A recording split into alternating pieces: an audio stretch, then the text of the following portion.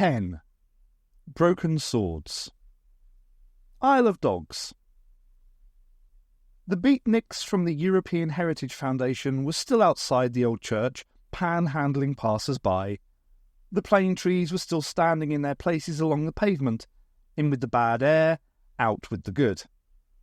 Ming was still alive, probably out of a job, but still alive.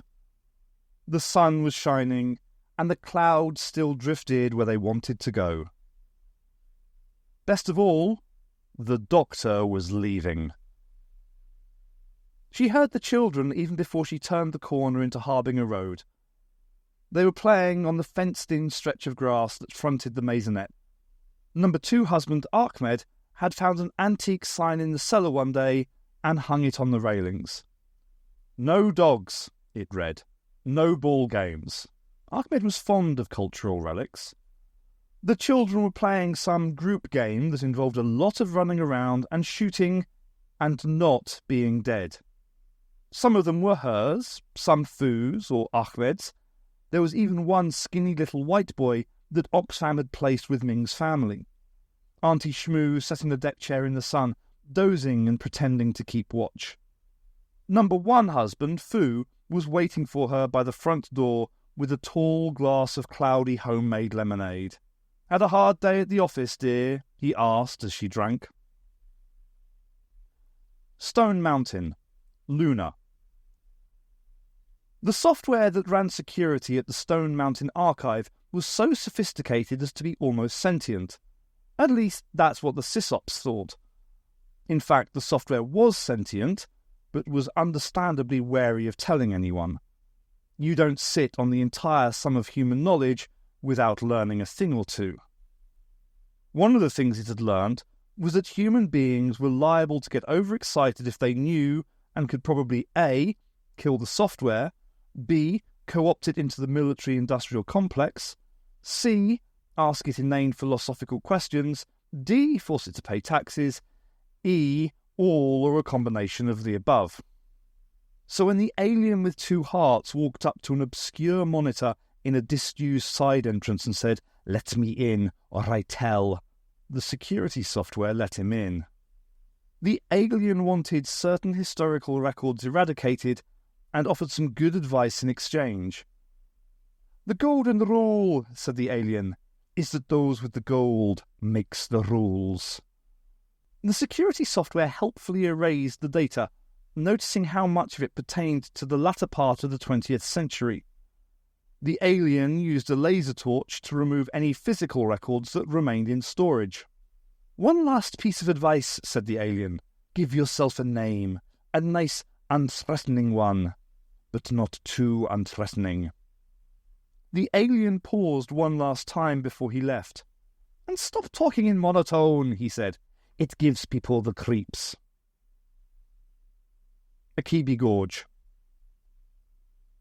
It took them a day to carry his body along the road that ran from the transit station to the memorial forest. When Zamina got tired, Kadiatu threw him across her shoulders and carried him on like that. She was walking barefoot, dressed in a single sheet of brightly patterned cotton wound round her body. She had unpicked her extensions, and her short hair was twisted painfully tight against her skull. Her nose was pierced by a gold stud, and a chain was strung across her cheek to her earlobe. There were multiple gold bracelets on her wrists, as heavy as manacles. Zamina was sure that you didn't dress like that for a funeral, even in Africa. It was more like what you'd wear to get married. People came out of their houses as they passed. Zamina was aware of the faces watching from the roadside.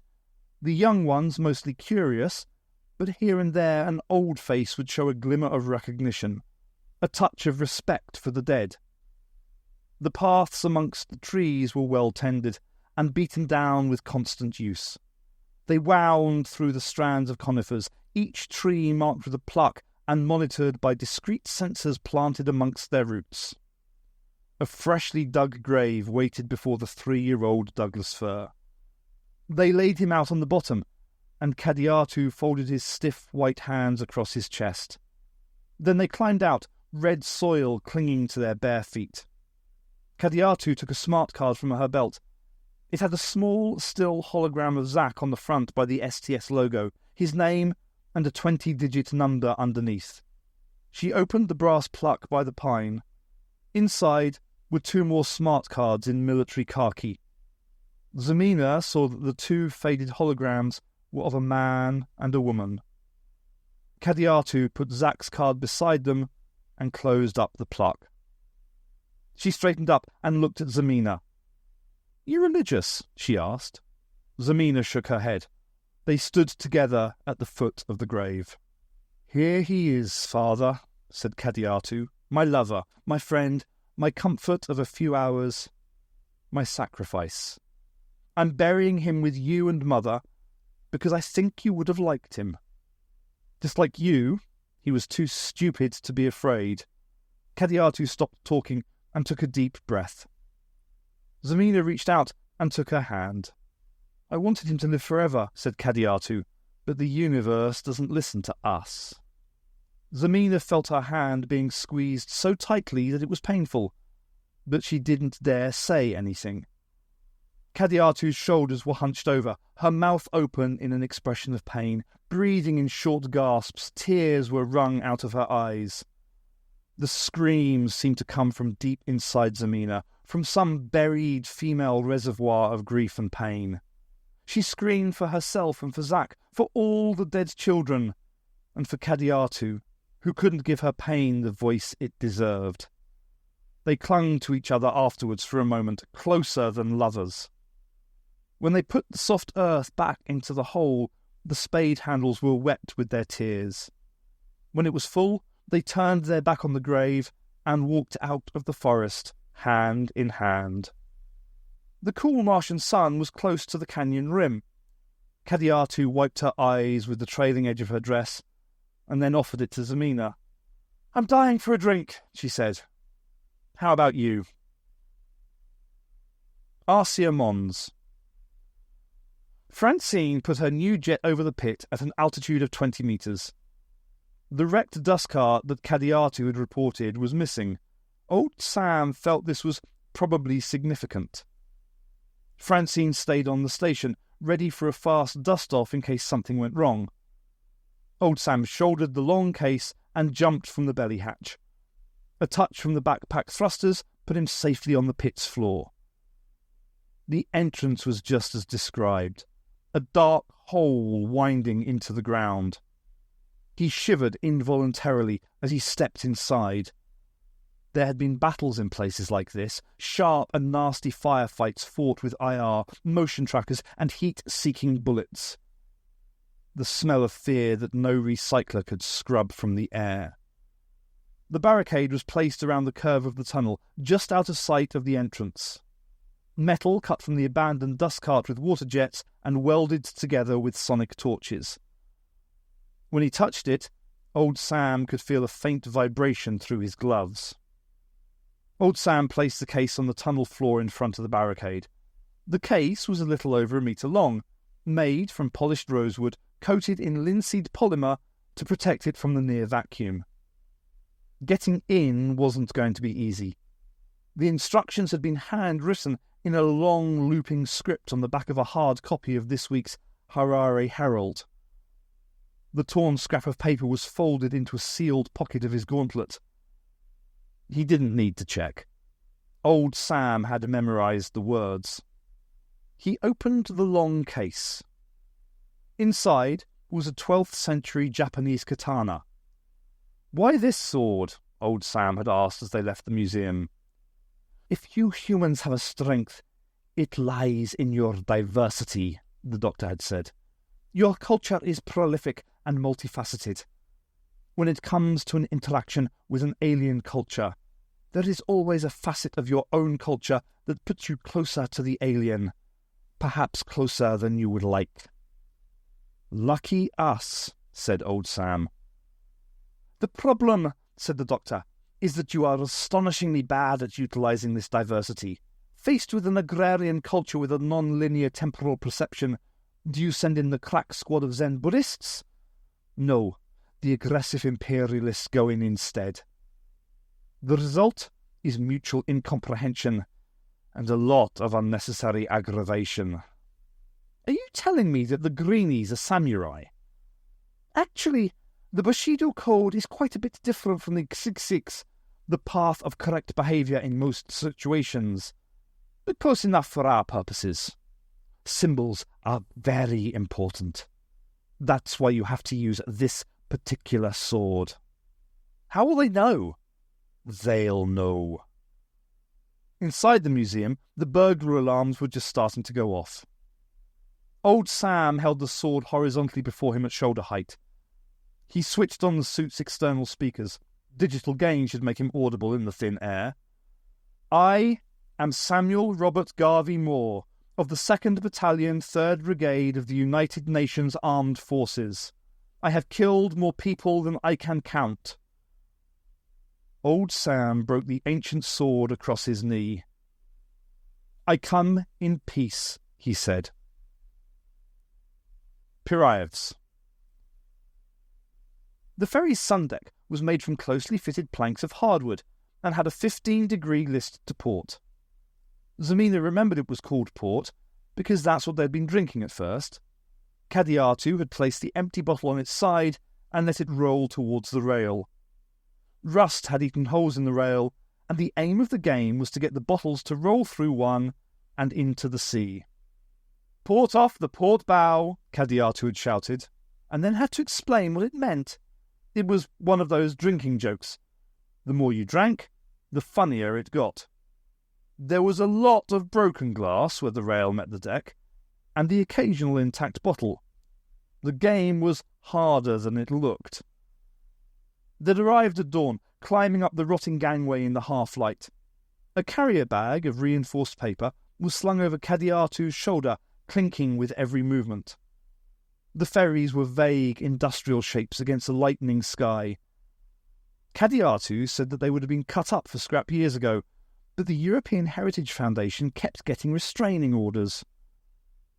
Now the sun baked the white and blue superstructures. It cooked the deck until it was too hot to touch. Kadiatu had unwound her dress and spread it out for them to lie on. A breeze blew in from the sea, snapping the remains of a tarpaulin sunshade around its posts. It alleviated the heat and made it just bearable to lie under the sun.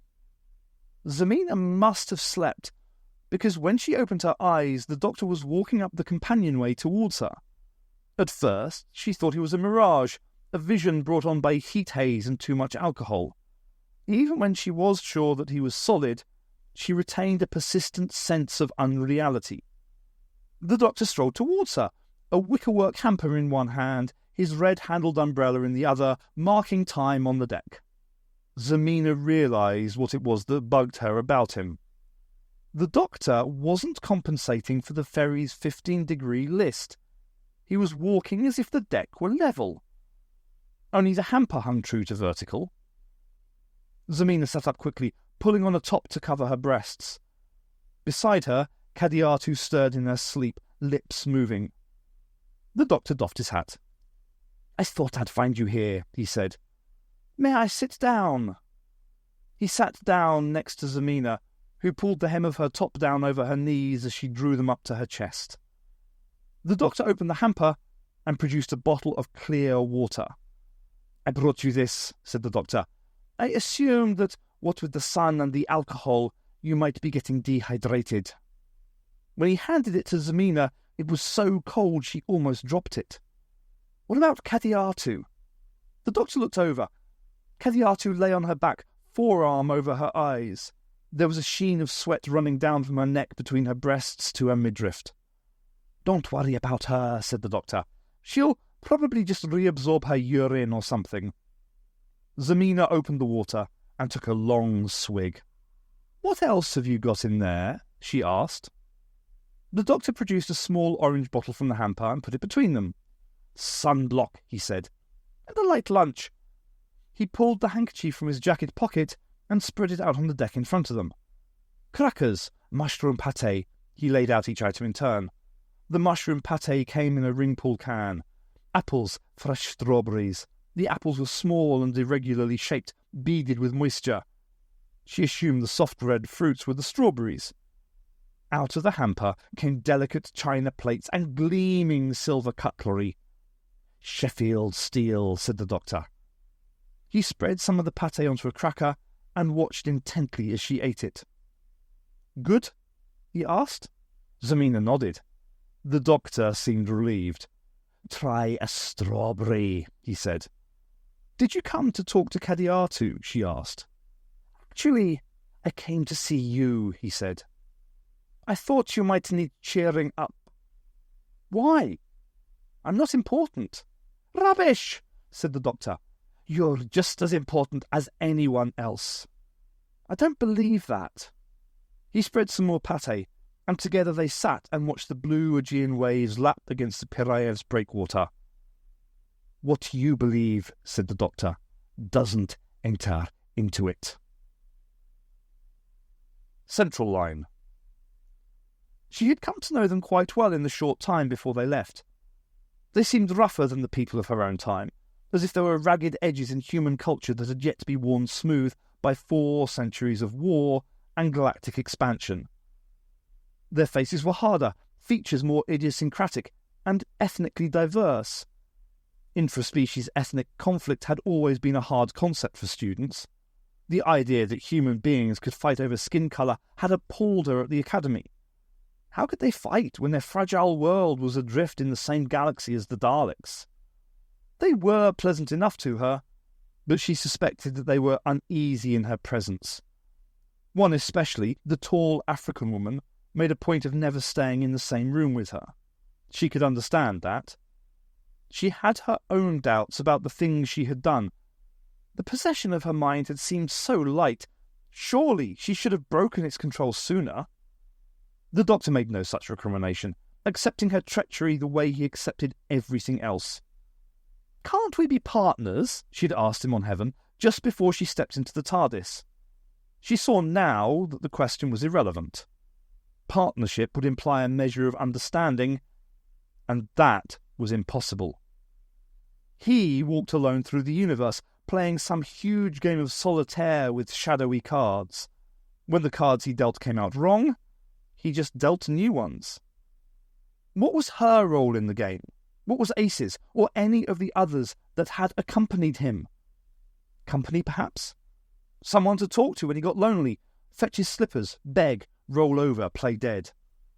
She could get off the train at the next station, vanish into this century. There was a lot to see, a lot that was going to happen in the next 50 years. Leave the doctor to play his games on his own. She knew she wasn't going to do it. She had crossed a line when she stepped over the TARDIS threshold, bound herself to his service tighter than any vow she could have made. A faithful companion for as long as she could stand it. "Woof," she said, and the doctor looked at her sharply. "Growl, bark, pant, pant." The doctor shook his head sadly. "You're wrong," he said. "It's not like that at all." But Bernice knew it was. The stop. Dogface took a look at the problem and stuck shaped charges in a seemingly random pattern around the TARDIS. They retired to the safety of the tunnel, and Dogface tripped the explosives with a microtransmitter. When the dust had cleared, the cavern had a fresh annex, and the TARDIS was standing free. "That's what I call indestructible," said Dogface. "What are you going to do with this place?" asked the doctor. "Francine thinks it would make a good venue," said Dogface. "Put a stage over there, bar over there, something for when we retire." "It's not what I'd call a good area," said Lambarda, glancing at Benny. "Haven't you heard?" said Dogface. "The computer at Stone Mountain bought the whole project and is planning to redevelop it." "Did you say the computer at Stone Mountain?" asked Lambarda. "The first anyone knew about it was when its lawyer issued a restraining order against the government under the Civil Rights Convention." "An operating AI," said Lambarda, "and the first thing it does is hire a lawyer and invest in real estate." "Well, they always wondered whether an AI would be smarter than the human," said Dogface. "Now they know." "What's it called?" asked the doctor. "Florence," said Dogface. "Actually, I was thinking of asking it for a job. The doctor slipped the TARDIS key into Bernice's hand and glanced at the time machine. Bernice walked round the back and unlocked the door. "Florence," she heard Lambada say. "What kind of name is that?" "An unthreatening one," said the doctor suddenly at Bernice's shoulder. He looked round. "Hello, Kadiatu," he said. "Come to say goodbye?" She must have slipped into the space behind the TARDIS while the others were talking. She was wearing a lot of gold jewellery, and the skin under her eyes was swollen. "I'm sorry about Blondie," said the doctor. "His real name was Zack," said Kadiatu, "but Blondie suited him better." "You can come with me if you like," said the doctor. "No," thought Bernice, "not this one." "No," said Kadiatu. "Tell you what, though. Why don't I give you a head start of 100, and then follow you?" "You won't like it," said the doctor. Kadiatu said nothing, but Bernice saw lightning in her eyes. The doctor sighed and stepped into the TARDIS. He turned at the door. "You're making a big mistake," he said, and closed the door. The control room was as bright and clear as it ever was. "And what was all that about?" asked Bernice. "I think there's another player in the game," said the doctor. "But an ally or an enemy, I don't know." The doctor had some trouble getting the TARDIS started. He ran a systems diagnostic, checked its findings carefully against a grey print schematic, stepped back, and booted the control column. The time wrote a word into motion. For a moment, Bernice thought she saw a nimbus of green clinging to the interior control filaments. "What was that?" she asked the doctor. "You said this thing was working properly now. You said there were no more problems." The doctor didn't answer. He stayed stooped over the console, his hands poised above the controls.